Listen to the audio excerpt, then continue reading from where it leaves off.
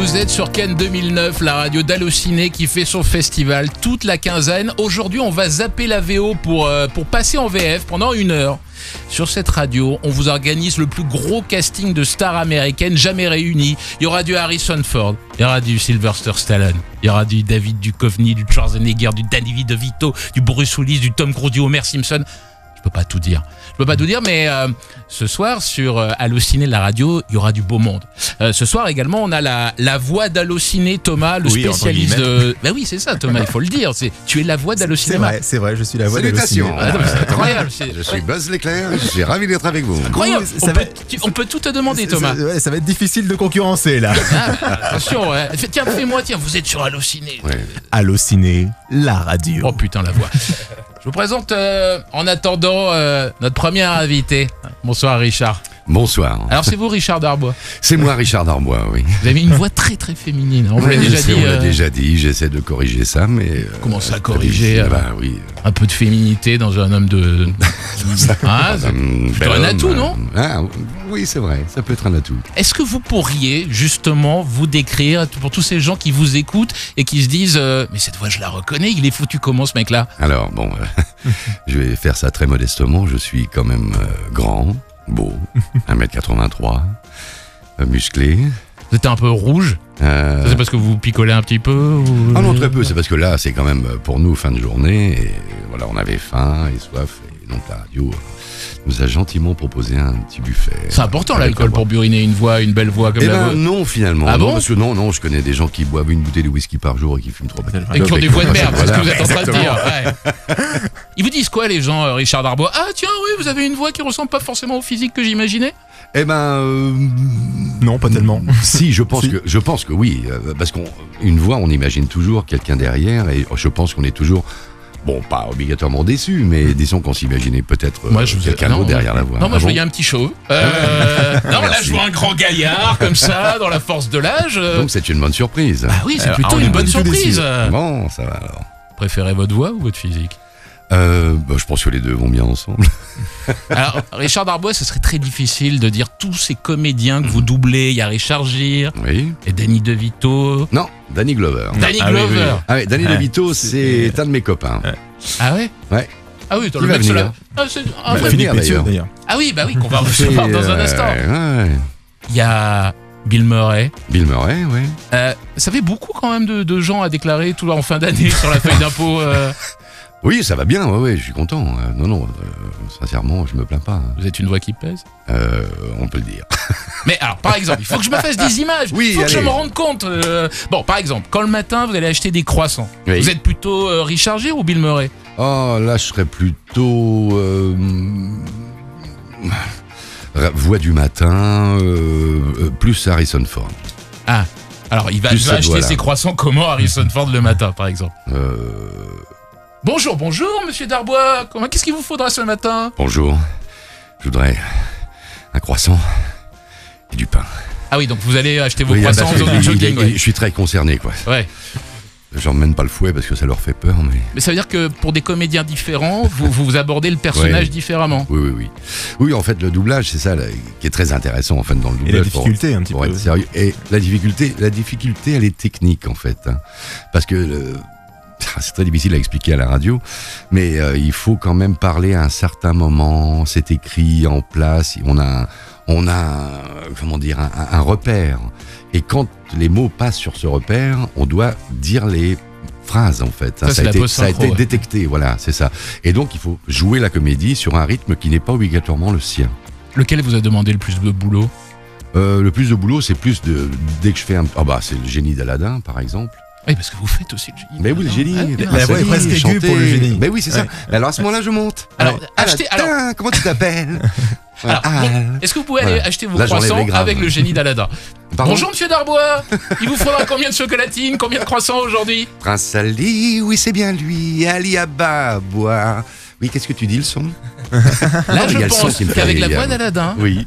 il vous rajoute un croissant gratos. Non, mais en général, ils sont sympas avec En les attendant, on commerces. vous resserre un verre. Ne bougez pas, Richard Darbois. C'est la D'accord. spéciale grosse voix, gros casting à l'américaine ce soir sur la ciné la radio. Redécouvrez la magie du festival. Allociné la radio devient Cannes 2009. Dans un instant, Homer Simpson sera là lui-même, Sylvester Stallone, Arnold Schwarzenegger. Mais pour l'instant, je vous représente la voix d'Harrison Ford, notamment.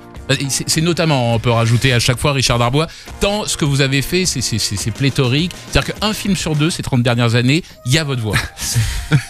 C'est un peu vrai. En fait, je les ai tous faits. En fait, j'ai gênant, fait Schwarzenegger, j'ai fait Stallone. Ah bon, aussi fait... Oui, au tout début. Les premiers Commando, Schwarzenegger, c'est pas mon ami Beretta qui est là, qui m'a piqué le rôle. Qui arrive dans un instant. Oui, qui va arriver dans un instant, je vais régler mes comptes.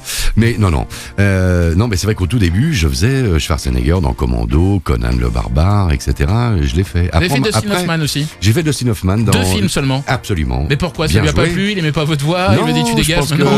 Mais je pense qu'au bout d'un... Peter Pan, Hook. Et Héros malgré lui. Héros malgré lui. Moi aussi, je peux me le j'adore. péter, Thomas, hein, attention. Attention. Non, mais j'adore parce que c'est doubler des comédiens différents, c'est vraiment extraordinaire parce c'est un jeu différent.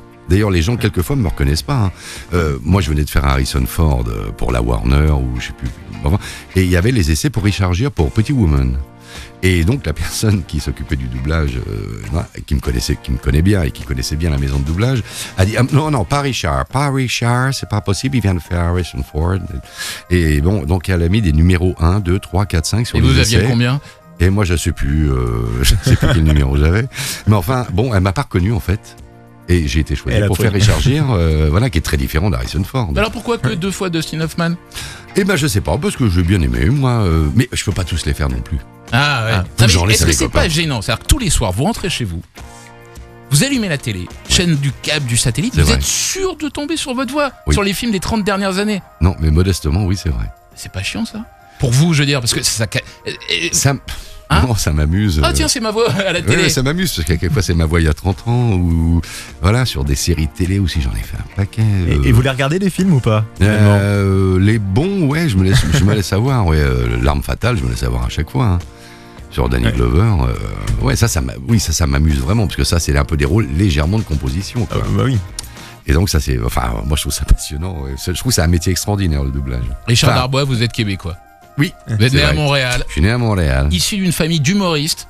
Absolument. Ceci explique cela ou pas? Je ne sais pas, je crois que c'était dans les gènes. Mon père était effectivement le plus grand comique du Canada, Olivier Guimond. Il avait un show télé à lui. Et oui, absolument. Et vous êtes un enfant de la balle, parce que dès l'âge de 13 ans, finalement, vous étiez devant une caméra. Ouais, même 11 ans. Vous faisiez quoi à 13 ans devant une caméra? Je joue au théâtre déjà.